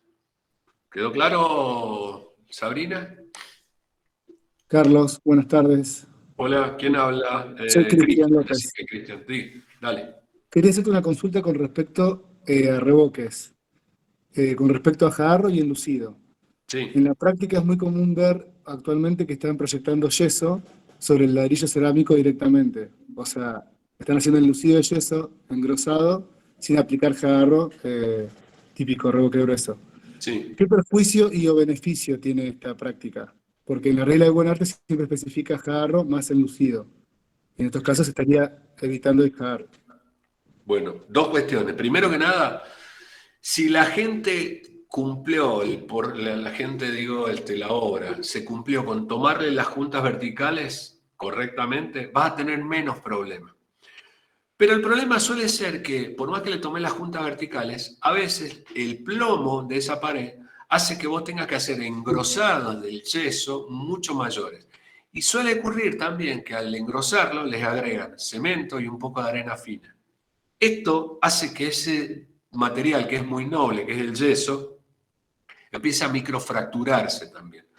Entonces siempre es bueno nivelar con el revoque, con el jarro, con el revoque grueso, nivelar aplomando la pared. Cuando digo nivelar estoy hablando de la vertical. Yo sé que nivelar es para la horizontal, pero digo, nivelar la pared para que no me queden saltos en esa pared. E incluso en el caso de que no tomen las juntas verticales, suele pasar que se empiezan a marcar el yeso cuando lo aplicas directamente sin darle el jarro. Siempre recomiendo la historia, y esto muchas veces por costos no lo hacen, pero le agregan arena y cemento al yeso y le quitan una de las condiciones o de las características fundamentales que es la higroscopía que tiene el yeso. Es lo mismo que la madera, que tiene esa capacidad absorbente de la humedad ambiente y que luego la devuelve al ambiente. Por supuesto que no estamos hablando de mojarla, estamos hablando de la humedad reinante en un ambiente sirve como para absorber esa humedad ambiente y que luego al cambiar las condiciones internas va a evaporarlo. Si yo le agrego cemento y arena, esa característica la hago desaparecer y evidentemente puede quedar muy bien terminado, a lo mejor hasta más resistente al golpe, pero la función fundamental del yeso, más allá de que quede bien terminado, es esta que te estoy planteando, esa característica. Perfecto. Entonces, y en cuanto a la humedad, pero no la humedad del ambiente, sino que se moje el yeso y no tenga ninguna protección de revoque grueso abajo o azotado de hidrófugo, que se puede pudrir el yeso, generalmente como le dicen, se pudre el yeso. Sí, eso también suele pasar, porque si vos tenés desde el exterior un paso de humedad y el yeso en algún punto, por eso yo siempre digo, y esto, perdón si alguno ha trabajado con eso, si es parte de eso, viste que hay un mito ahora con respecto a estas placas de yeso de revestimiento que dice y la humedad desaparece. En realidad no es que desaparezca la humedad, en realidad la estamos escondiendo. Y la única cosa cierta es que el yeso tiene esa capacidad de permear la humedad que puede absorber.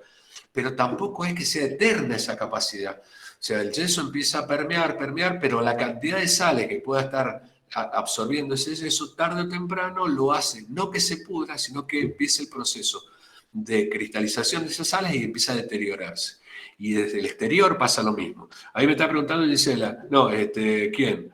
Yamila, para al pintar, si es plástica, condensa el ambiente igual o no. Y sí, si la pintás del lado de adentro, Yamila, al yeso, evidentemente le quitas también la capacidad permeable esa que tiene, que es permeable porque absorbe la humedad, pero la devuelve al ambiente. Por eso es muy bueno, y esto que parece un contrasentido, es que los cielos rasos de los baños se hagan de yeso, yeso aplicado.